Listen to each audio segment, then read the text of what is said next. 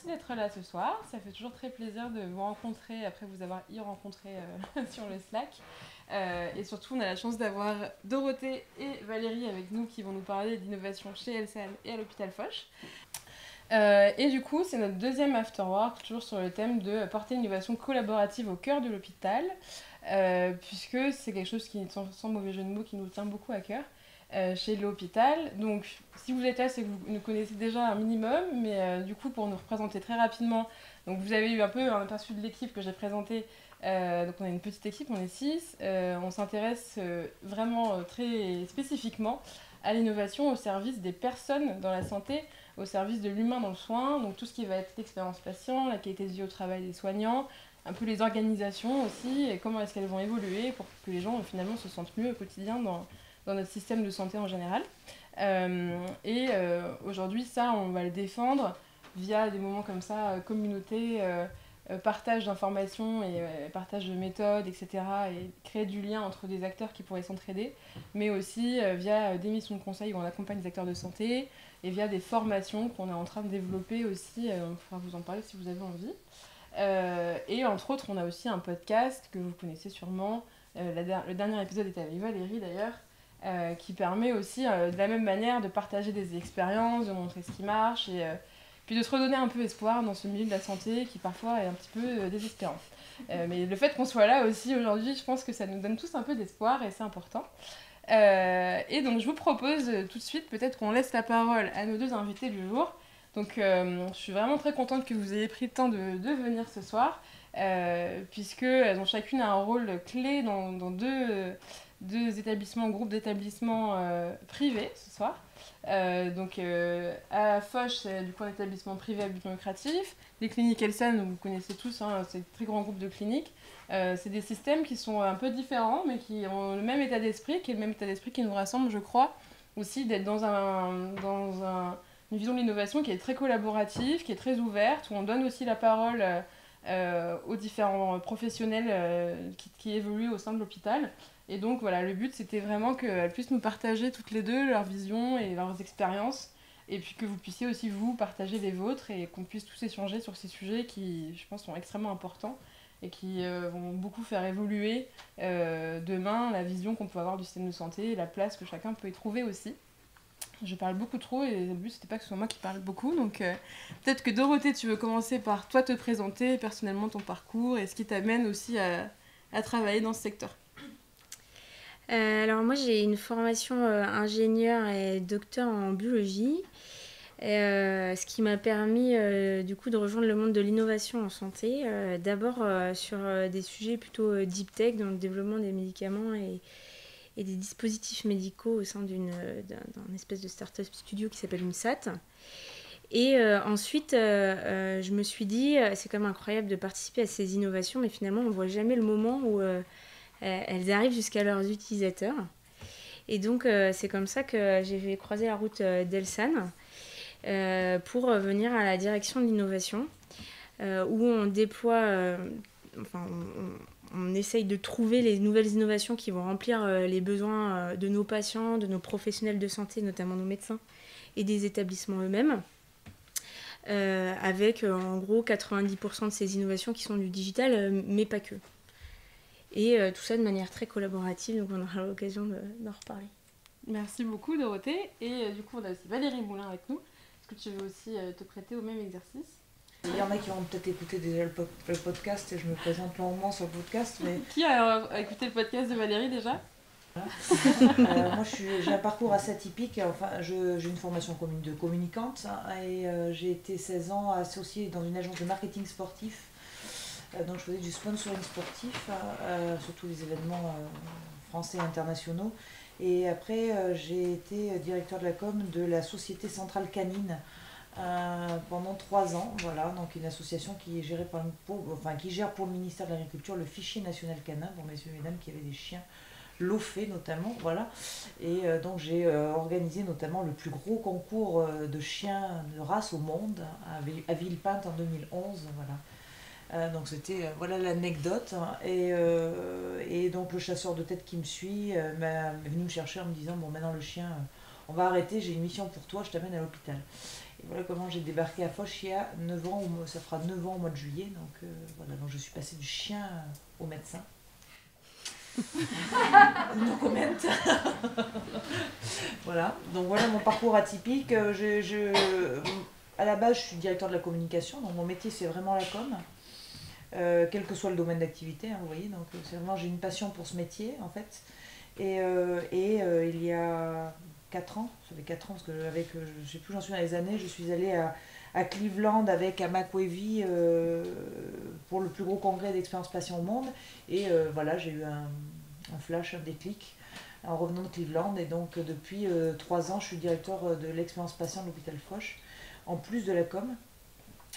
C'est pas le même métier, mais voilà, c'est mes deux fonctions. Et donc Foch est un vrai réservoir en fait d'expérimentation pour l'expérience patient. Et donc je suis au conseil d'administration de l'Institut français et je suis aussi je suis membre de l'Institut européen à Bruxelles, SPX. Voilà, donc, Est-ce que ça vous parle tous, l'Institut français de l'expérience patient à Mac Wavy? Si vous ne connaissez pas, je vous invite à aller voir parce que du coup c'est vraiment une référence en France sur les sujets d'expérience patient. Donc Mac Wavy, c'est le nom du fondateur. Et vous pouvez sur leur site trouver pas mal de ressources. Vous pouvez aussi adhérer à l'IFEP et c'est très riche. Là il va y avoir une grande journée au mois de juin aussi qu'ils organisent que je vous recommande. C'est vraiment une institution maintenant qui est intéressante à suivre si les sujets d'expérience patient vous intéressent, parce que c'est un bon endroit aussi pour rencontrer, apprendre sur ces sujets-là. Ils ont aussi des formations dans les hôpitaux. Enfin voilà, c'est assez connu maintenant dans cette petite niche qu'est l'expérience patient. Merci beaucoup Valérie. Donc si on rentre un peu dans le cœur du sujet, je pense que ce qui pourrait être intéressant, c'est déjà de parler de chacune de votre vision de comment est-ce qu'il faudrait activer, utiliser l'innovation avec justement ce point de vue un peu collaboratif, ouvert, avec je vous spoil parce que je les connais toutes les deux, mais toutes ces remontées qu'on peut avoir du terrain et comment est-ce qu'on peut les valoriser, les exploiter pour faire grandir l'hôpital. Alors pour moi, il y a deux façons d'utiliser cette énergie-là. D'une part, au quotidien, nous, dans notre travail d'open innovation, où on reçoit beaucoup de sollicitations de start-up et de propositions d'innovation, c'est hyper important de s'appuyer sur ces expertises-là pour qu'elles parlent de leurs problématiques au quotidien et qu'on soit sûr qu'on adresse les bons problèmes. Ça, c'est vraiment la partie au quotidien et on est structuré, nous, à l'innovation, on est 3.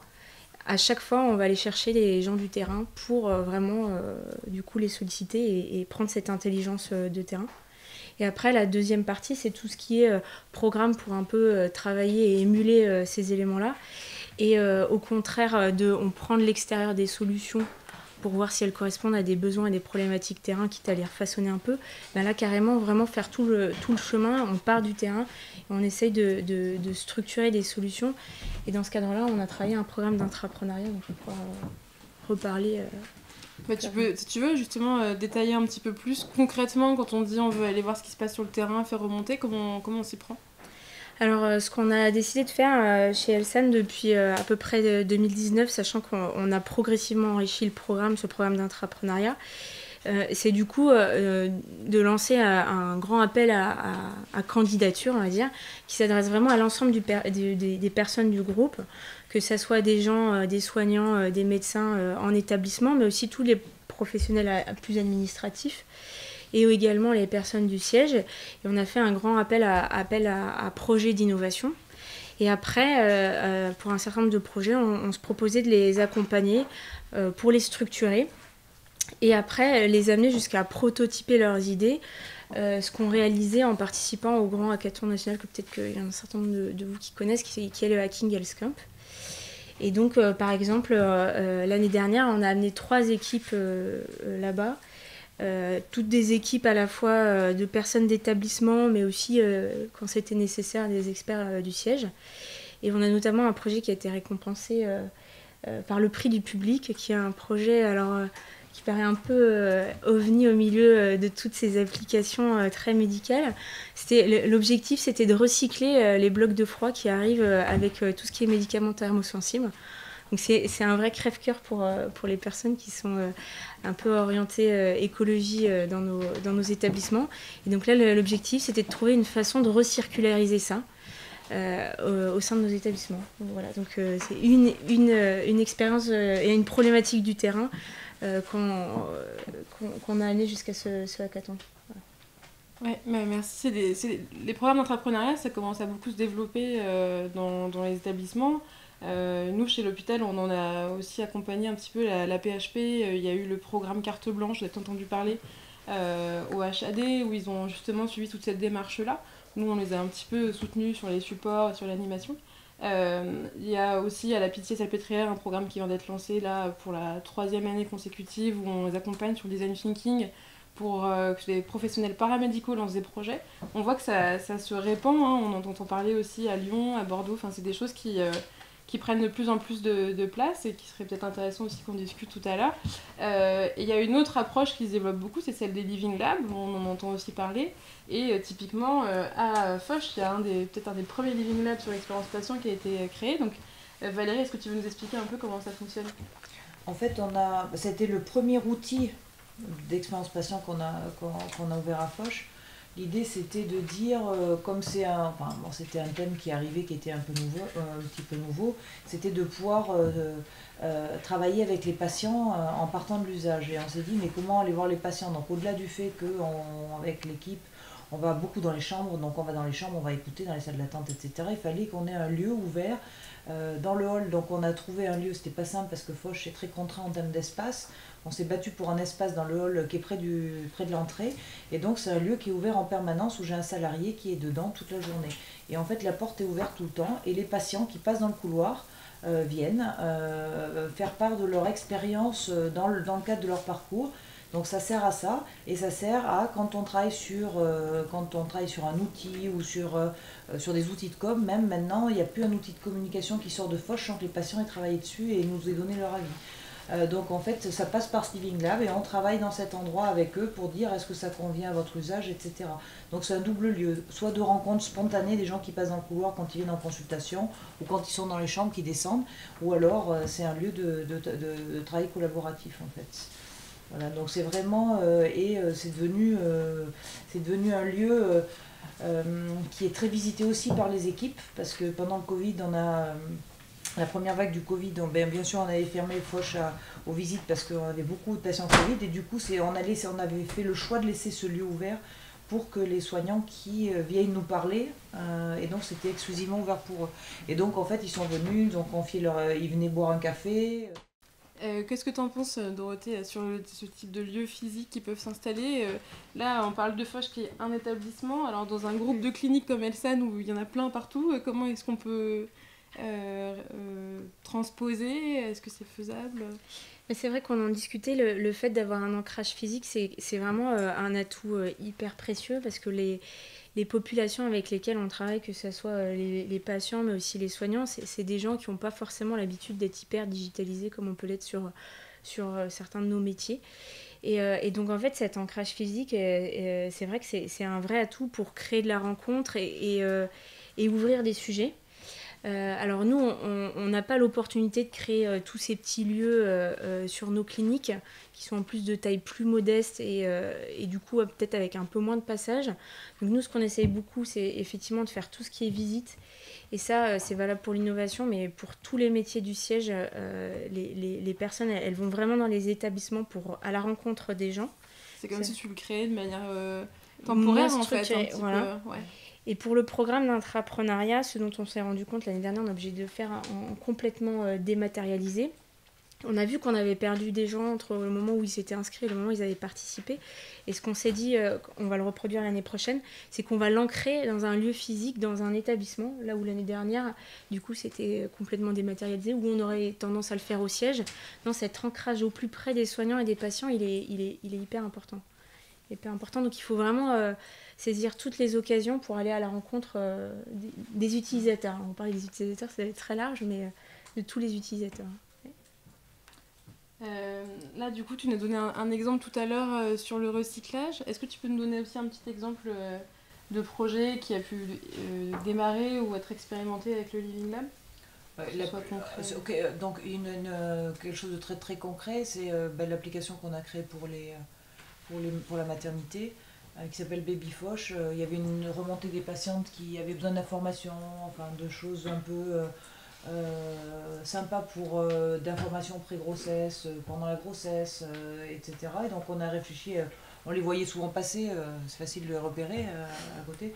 Donc elles venaient avec leur mari ou les maris venaient discuter avec nous, et donc on a décidé avec elles de créer un outil numérique qui s'appelle Baby Foch, qui est une application. Alors là c'est typique, cette application elle a été créée dans le Living Lab avec les mamans, les papas. Donc on est allé aussi voir dans les salles d'attente, mais pas que. Et donc on a fait des ateliers, mais vraiment, alors en l'occurrence, des mamans qui étaient là le jour J. Donc en fait, quand on fonctionne comme ça, on a une affiche devant le Living Lab en disant aujourd'hui atelier sur tel sujet. Ceux qui veulent venir peuvent venir, et donc ils viennent. Et l'équipe soignante est là aussi. Donc on travaille toujours en collaboration avec les cadres, les infirmières et les patients. Et Baby Foch est complètement sorti de cet endroit. On vient de republier la V2, et la V2 elle a été revue aussi par les mamans qui sont repassées en disant finalement on s'en est servi, il manque ça. Donc c'est une application qu'on améliore avec elle et qu'on part de l'usage en fait. Ça c'est devenu vraiment la manière de fonctionner de Foch. C'est ce dont on discutait. Aujourd'hui, il y avait beaucoup d'outils qui existaient. Enfin, ça, c'est ma vision même d'outils papier qui existaient, qui existent à l'hôpital en général, et qui sont qui est très peu utilisés, qui sont jetés, c'est un gaspillage monstrueux. Et en fait, on se rend compte que quand on part de l'usage et vraiment de ce que veulent les patients, on fait des économies d'outils, on rationalise, on fait des outils beaucoup plus simples, moins usine à gaz que quand c'est l'équipe soignante qui a décidé de dire il faut faire ça, c'est ça qui est dans ce dont ils ont besoin.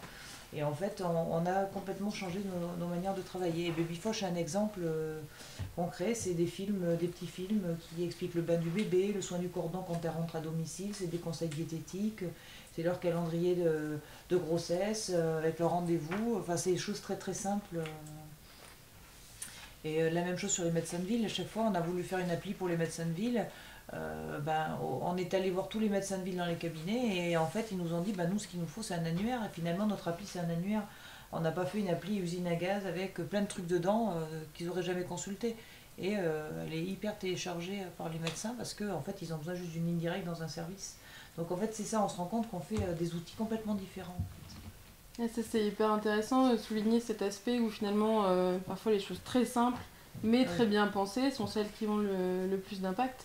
Et on peut imaginer que l'innovation, il y a des gens qui voient tout de suite quelque chose de très compliqué, de très technologique, avec de l'IA et de la réalité virtuelle et tout ce que vous voulez, alors que finalement, un annuaire, c'est déjà de l'innovation. Ouais, complètement, c'est de l'innovation.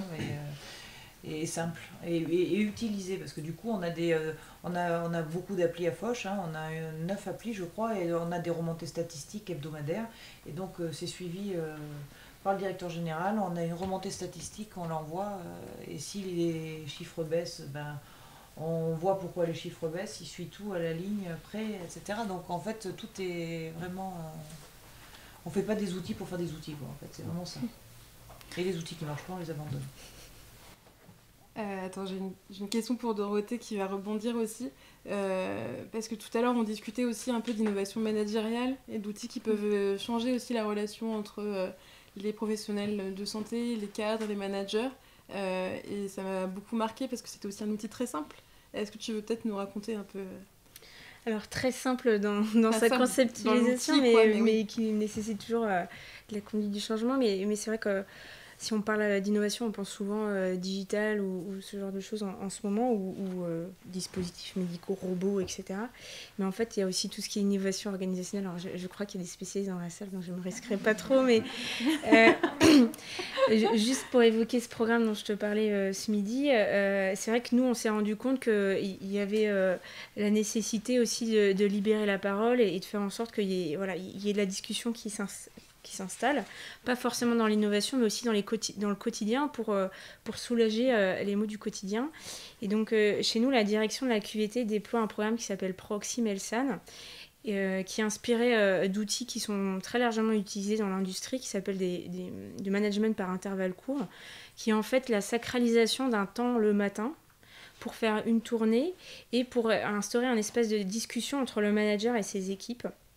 Et donc ça permet de parler autour de 4 grands thèmes, parce qu'en plus il y a du management visuel autour de ça. 4 grands thèmes qui pour une fois ne sont pas tournés vers le patient, mais qui sont tournés aussi vers l'activité du soignant et ses maux du quotidien. Notamment, il traite tout un sujet autour de les irritants du quotidien. Et donc ça permet de nouer du dialogue et de faire en sorte que les soignants s'emparent eux-mêmes des sujets aussi. Parce que chaque problématique a un petit plan d'action et le qui fait quoi derrière. Et c'est suivi derrière.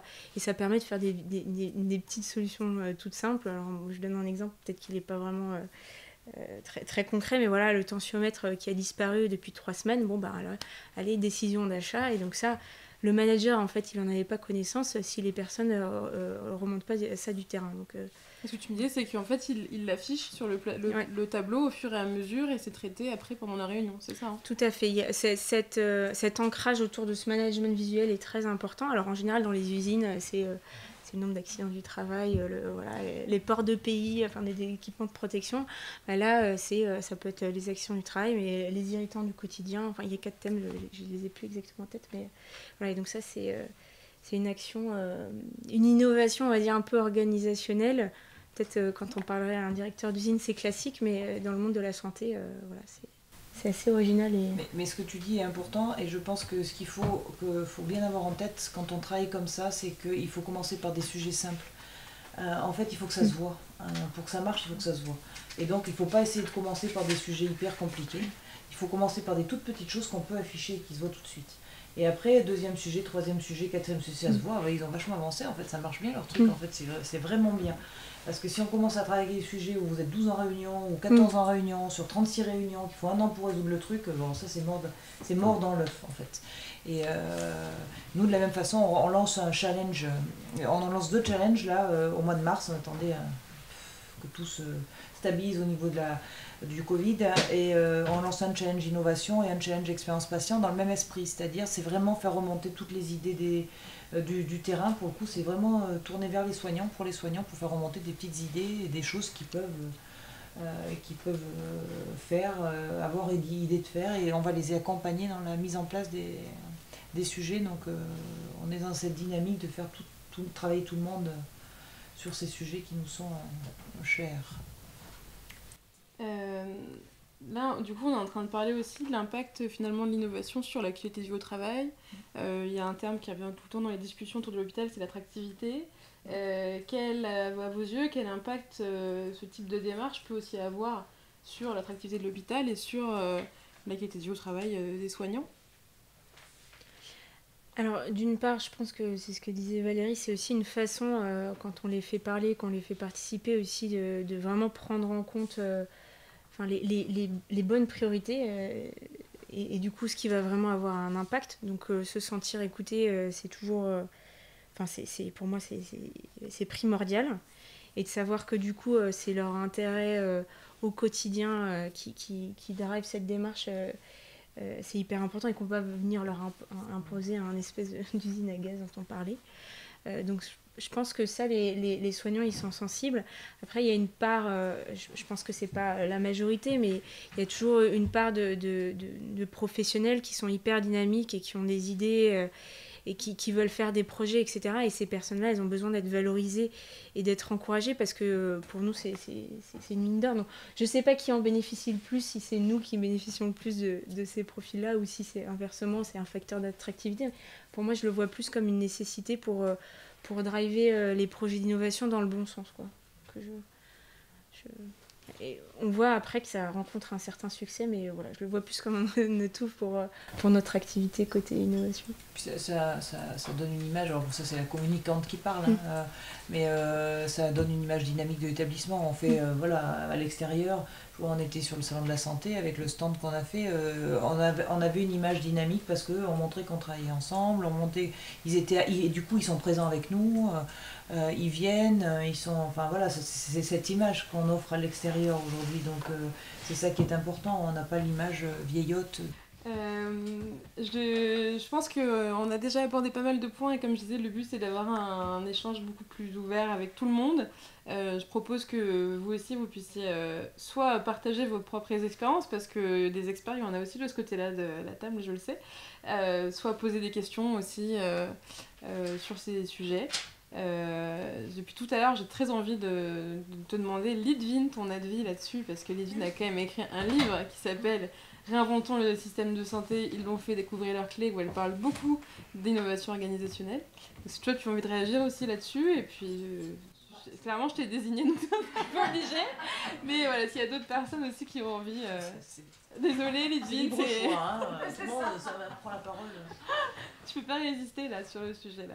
Non, mais oui, c'est vrai que c'est clé, mais enfin, ce que vous avez évoqué, c'est à partir du moment où on part du terrain, où on part des besoins, du concret, ça ne peut que fonctionner. Et ce que tu racontais sur les cailloux dans la chaussure, c'est ça, quoi. C'est montrer qu'on s'intéresse aux irritants du quotidien et qu'on essaye de les traiter avec les moyens du bord, sans forcément monter des usines à gaz. Et tout de suite, ça engage, ça motive, ça génère de l'enthousiasme et de l'énergie, quoi, hein. Donc c'est vraiment un des dénominateurs communs qu'on trouve dans toutes ces innovations organisationnelles. Et souvent c'est des choses très très simples, quoi. Faut pas aller chercher de midi à 14h. Il y a un podcast avec Lidvine aussi si vous voulez l'entendre parler plus longtemps.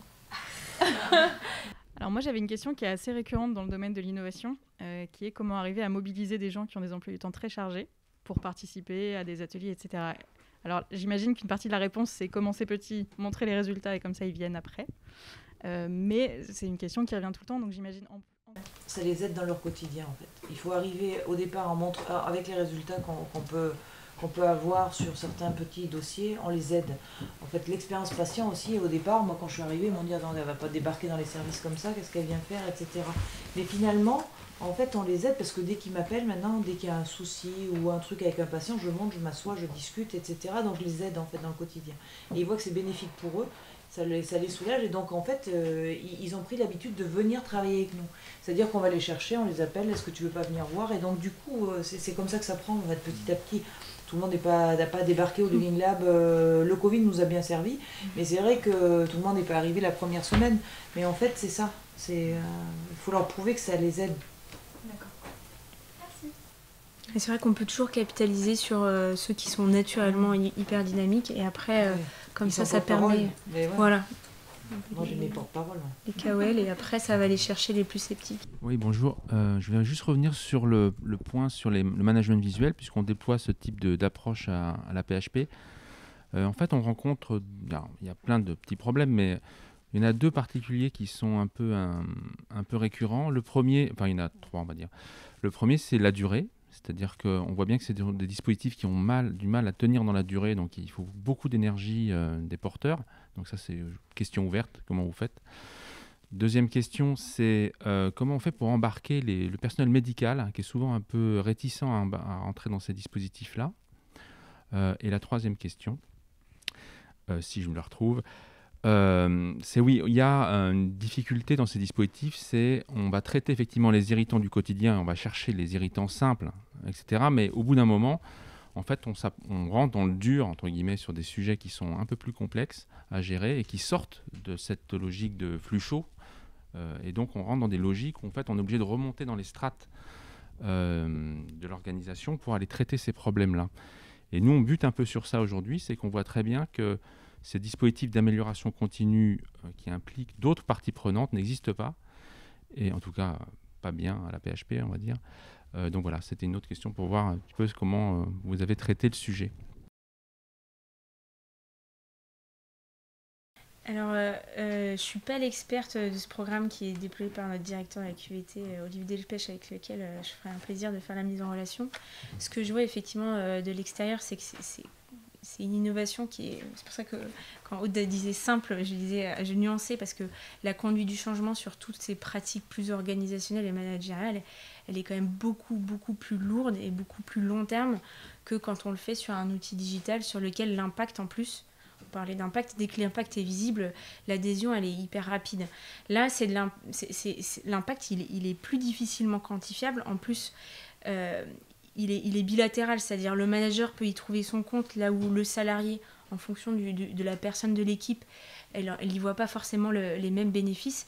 Et donc c'est vrai qu'à installer dans la durée, c'est la conduite du changement beaucoup plus longue. Sur les différentes problématiques qui sont remontées, j'ai pas eu de retour particulier. Ce dont j'ai l'impression, c'est qu'heureusement, le Covid a rapporté des choses un peu neuves et peut-être plus faciles à traiter que les sujets de fond.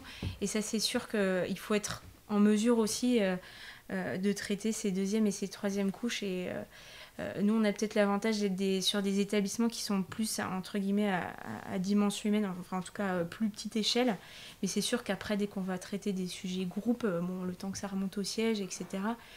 Et donc, on a une animation à la fois du programme, mais aussi de nos managers un peu intermédiaires, de nos managers direction, pour aussi essayer d'accompagner et de faire en sorte, comme vous le dites, il faut qu'il y ait des actions et des réussites visibles pour que ça tienne dans le plan. Mais je ferai la mise en relation avec Olivier Delpech, qui sera sans doute beaucoup plus pertinent que moi sur la question. Mais je pense qu'après, c'est pas aussi c'est des programmes qui sont créés sur du court terme pour créer des nouvelles habitudes de fonctionnement. Quand on fait ça sur des managers, c'est pour leur dire faut que vous travaillez différemment avec votre. C'est pas obligatoirement des programmes qui doivent être longs dans la durée. C'est qu'on va déclencher quelque chose, ils vont prendre une habitude différente de travailler et ils vont le faire de façon après entre eux plus automatique. En fait, c'est pas besoin d'être des programmes qui vont durer 3 ans, je pense en fait. Enfin, ça c'est la manière dont après ça va s'instituer. Alors peut-être pas, il y a des services qui vont pas continuer, qui vont abandonner la dynamique, mais obligatoirement. Mais et après il y en a d'autres qui vont reprendre une manière différente de fonctionner. En tout cas, pour reprendre la question de l'adhésion médicale, nous ça fait 3 ans que je suis directeur de l'expérience patient. C'est la première année où ça y est, les médecins adhèrent. Parce qu'en fait, il a fallu 3 ans pour qu'ils voient que ça marchait, que leur équipe leur disait finalement c'est bien, et puis finalement, en fait, on a résolu des irritants avec des patients, et puis finalement, moi aussi, ça me rend service, et etc. Voilà. Et en fait, il faut... on résout aussi des problèmes dans leur relation avec le patient à travers ça. C'était un gros sujet de Cleveland quand j'y suis allée. Ils étaient face au burn-out des médecins parce que les médecins devenaient des gestionnaires et ils n'avaient plus de relation avec les patients. Et en fait, c'était un vrai souci avec leurs ordinateurs en face qui coupaient la relation avec le patient. Voilà ce qu'on a abordé à Cleveland quand même. Et finalement, ils les ont aidés dans cette relation en disant c'est de l'expérience, on va mettre l'ordinateur sur le côté. On a changé certaines pratiques et donc le médecin s'est dit tiens, c'est vrai. En fait, par ces pratiques-là, on a amélioré. Donc, et nous, chez nous, du coup, j'ai des médecins qui deviennent mes porte-parole et qui travaillent avec moi, etc. Mais ça commence au bout de 3 ans. Ça, c'est le plus long. Impliquer les médecins, on en a parlé à l'Institut. C'est comment faire en sorte que le médecin fasse le déclic et dise c'est pas de la cosmétique. Voilà. Après, est-ce qu'une des pistes, je lance aussi la question, mais c'est pas aussi de développer plus les publications autour de l'expérience patient? Parce que les PUPH, ils ont aussi un enjeu à publier, que demain, l'expérience patient, c'est aussi des PREMS, des nouvelles manières de mesurer les impacts, c'est aussi des publications. Aux US, quand même, il y a des grosses conférences, la PX Conference, et puis c'est leur faire remonter les résultats. Moi, tous les vendredis, j'envoie un compte-rendu de tout ce que j'ai fait sur la semaine à l'ensemble des médecins de l'hôpital. Tous les vendredis, il y a un compte-rendu qui part à tous les cadres, tous les cadres sup et les médecins. En disant voilà les entretiens qu'on a fait au Living Lab, voilà les irritants des patients, voilà des patients qui disent, parce que c'est pas que des irritants, il y a des gens qui viennent me dire c'était génial, voilà ce qui était génial, et donc il y a un compte rendu qui part tous les vendredis. Et si on veut les impliquer, ça c'est important parce que sinon ils n'en entendent pas parler, il faut que ça soit récurrent le sujet. Donc en fait, tous les vendredis ils ont leur... Et maintenant, ils m'appellent en me disant on a vu ça, et c'est les médecins qui m'appellent pour me dire on a vu ce qui s'est passé dans notre service, c'est rigolo parce que c'était pas le cas avant, c'était les soignants. Maintenant c'est les médecins qui appellent. Et donc, il y a des comptes rendus hebdomadaires.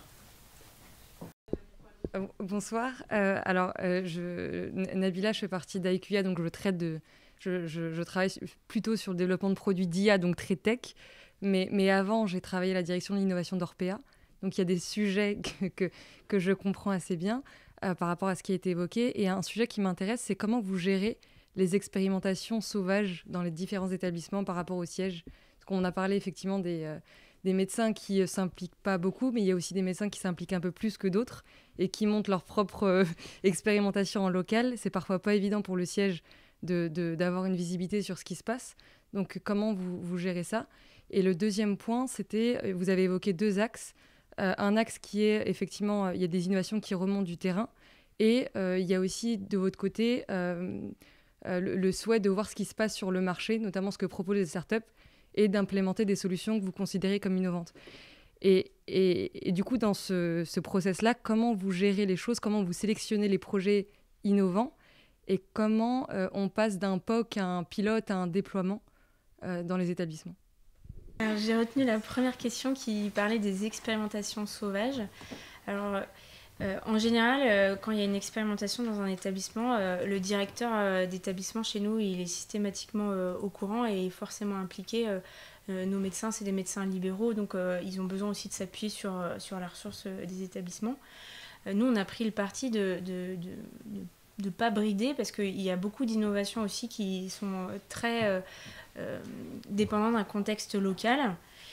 Et donc, cette innovation, elle doit aussi fructifier et avoir lieu. Et le directeur est, entre guillemets, le juge de paix pour prioriser si c'est quelque chose qui, au regard de l'établissement, mérite de la peine d'être investigué, etc. Et donc, c'est pas quelque chose qu'on bride, d'autant plus qu'en fait, pour nous, c'est aussi de la matière. Il y a des fois où on se rend compte qu'en fait, il y a une initiative qui s'est mise en place dans un établissement, voire deux. Et en fait, on se dit, mais on va la regarder de plus près. Est-ce que c'est pas quelque chose qu'il faut qu'on duplique sur les autres établissements ? Donc, on va dire que c'est une autre innovation collaborative, c'est celle des établissements vers le siège. Elle est hyper importante et c'est hyper important que ça perdure. Et en plus, un peu comme Valérie, bon, moi ça fait 1 an et demi que je suis arrivée chez Elsan, et en fait les gens ils commencent à me connaître. Bon, ils connaissaient ma prédécessrice, mais maintenant quand ils ont un nouveau sujet, souvent ils nous appellent, moi ou ma collègue. Tiens, voilà, j'ai vu ça, j'aimerais mettre ça en place, est-ce que vous l'avez déjà regardé, vous, côté innovation? Soit on l'a fait et auquel cas on leur fait gagner du temps, soit on ne l'a pas fait et à ce moment-là on les rappelle 6 mois après pour savoir comment ça s'est passé, soit on se dit c'est un sujet prioritaire et auquel cas on va les accompagner directement là-dessus. Quand il y a des sujets qui impliquent la donnée de santé, comment ça se passe? Est-ce que j'imagine que c'est pas évident après parce que le timing des médecins il est assez rapide, ils veulent tester vite la solution ou quoi que ce soit, et de votre côté il faut un peu plus de temps pour vérifier si en termes de réglementation on est OK. Comment ça se passe quand il y a de la donnée de santé en jeu? Alors là-dessus, sur les sujets de données de santé, je pense qu'il y a un an peut-être qu'on était, on savait pas trop où on allait parce que bon, l'écosystème il évolue beaucoup. Là, on s'est quand même forgé une expertise en interne, ce qui fait qu'on arrive à être assez réactif et sur tous les éléments notamment de recherche clinique, etc. Il y a la cellule de recherche clinique qui, du coup, est assez vigilante sur ces sujets-là. Et je pense que les directeurs, ils commencent aussi à avoir une couche qui fait qu'ils sont plus attentifs. Alors, je ne dis pas qu'on est parfait, mais en tout cas, on a appris en marchant et je pense qu'on est plus réactifs sur ces sujets-là. Les médecins, de toute façon, rien ne va suffisamment vite, c'est toujours le cas. Comme pour les soignants, on est toujours impatients. Mais là aussi, quand on montre que derrière, on fait les choses de manière rigoureuse, c'est des sujets sur lesquels ils sont sensibles, tout ce qui est réglementaire. Enfin, bon, je ne sais pas comment c'est du côté de Valérie, mais finalement, quand on leur montre que, le RGPD et qu'on va rester dans les clous et qu'eux aussi, leur responsabilité ne va pas être engagée sur des choses, c'est des choses qu'ils entendent. Et après, sur la partie comment transformer une start-up qui vient de l'extérieur avec un produit en un pilote et en un déploiement, la clé, c'est, comme je disais, en fait, nous, on est une toute petite équipe et en fait, on va s'appuyer sur les expertises des établissements. En général, on est un trinôme, il y a l'innovation, il y a un établissement et un expert siège métier qui vient toujours du métier.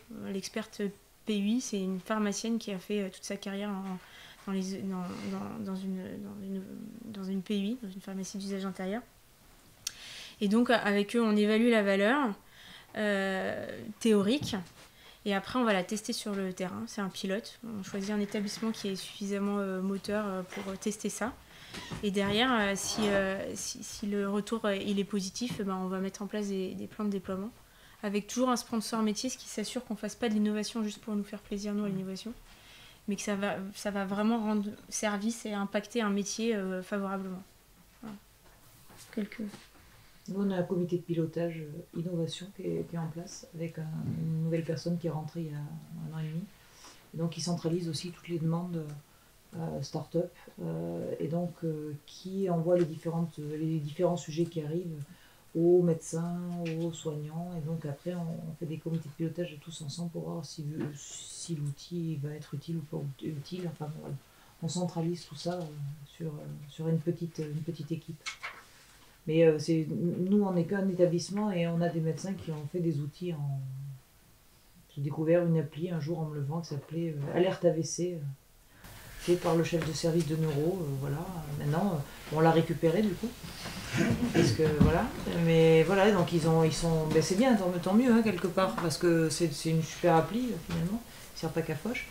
Voilà, donc on a un autre truc sur les greffes comme ça. Mais maintenant ils nous appellent. Ils m'appellent, ils me disent comment on peut travailler ensemble, est-ce qu'on peut le faire avec vous. Voilà. Donc, il y a de moins en moins. Ils ont l'idée, ils viennent nous voir avec l'idée en fait. En disant est-ce qu'on peut le faire.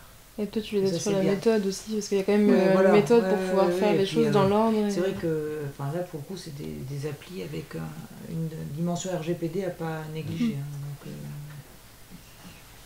c'est vrai qu'on a nos médecins, ils sont libéraux, donc finalement, entre guillemets, s'ils développent quelque chose qui n'est pas conforme, en fait, c'est leur responsabilité qui est engagée. Mais on a beaucoup de médecins qui, du coup, choisissent de faire ça au travers d'une expérience entrepreneuriale. Et du coup, ça donne des médecins qui viennent nous voir avec leur start-up, et puis ça rejoint le circuit classique. Ou alors, sur des sujets plus deep tech, on a un partenariat avec le startup studio MD Start, là, l'accélérateur, qui leur met à disposition des ressources, parce que bon, nous, on n'est pas spécialiste de développement du dispositif médical. Et donc, ils vont les voir et justement, ça met en forme leur idée, quoi. C'est plutôt de l'entrepreneuriat que de l'intrapreneuriat. On va peut-être faire une dernière question, puis après, on pourra continuer à discuter, mais de manière plus informelle, et puis grignoter un morceau, des choses un peu partout pour manger. Du coup, je crois qu'il y a Louis. J'ai une question sur le rôle des représentants des usagers avec le développement de l'expérience patient.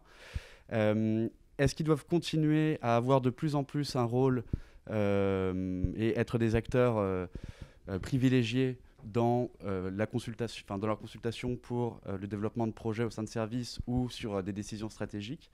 Ou est-ce qu'au contraire, maintenant que les patients, on a davantage le réflexe d'aller leur demander leur opinion et qui sont peut-être plus facilement disponibles qu'avant aussi, ou plus volontaires, ça va recaler les représentants des usagers à un rôle un peu moins important que celui qu'il a actuellement, comme si finalement ils avaient un rôle de...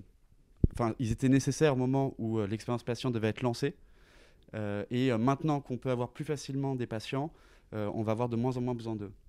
Alors moi j'ai un avis très particulier sur les... Je veux vexer personne, hein, donc je le dis à l'avance. Je suis très... à Foch, ils ne travaillent pas avec moi. D'accord. Ils n'ont jamais voulu travailler avec moi. Parce qu'à partir du moment où on a créé l'expérience patient à Foch, elle a été prise en concurrent de la qualité. Ouais. Okay. Et donc en fait pour moi c'est des syndicalistes du soin, c'est comme ça que je les présente. En tout cas l'hôpital Foch, je trouve ça dommage et je leur dis, hein, je vais à la commission des usagers et je leur dis carrément, donc bon voilà, maintenant ils ont compris ils n'ont jamais mis un pied dans le living lab. Donc voilà, et donc en fait ils font un blocage, j'aurais dit 200 fois de venir, ils trouvent que c'est bien, alors par contre dernière commission des usagers, ils se sont excusés, 3 ans, en disant c'est vrai que c'est bien ce que vous faites et finalement ça marche. On est idiot de ne pas avoir travaillé avec vous au départ. Donc ça c'est bien de l'entendre, déjà on a évolué, ça veut dire qu'on évolue, ils évoluent dans leur pratique. Donc en l'occurrence je leur ferme pas la porte, c'est eux qui décident de rester dans le rôle qu'ils ont, et donc en fait on n'arrive pas à travailler ensemble. Donc c'est assez compliqué. Donc vraiment les patients avec lesquels je bosse, c'est vraiment les patients qui sont là le jour J qui passent dans le couloir.